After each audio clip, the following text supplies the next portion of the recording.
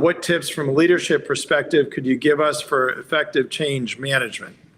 Yeah, it's a great question, and especially as we sit here in the current times we're in, Randy. I often say to people, wishful thinking is a waste of time. Don't sit around and think about the good old days, but really focus on the future and drive change, because change management is probably the only thing that's constant right now.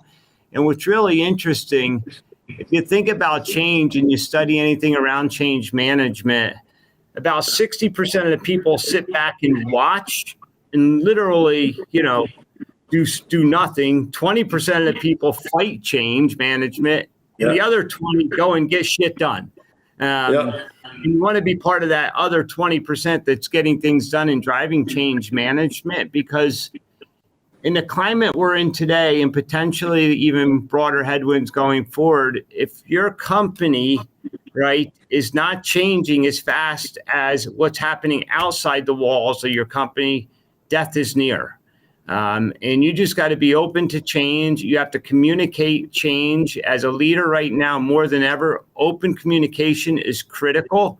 You need to be clear. You need to be concise. You need to do it with a sense of confidence.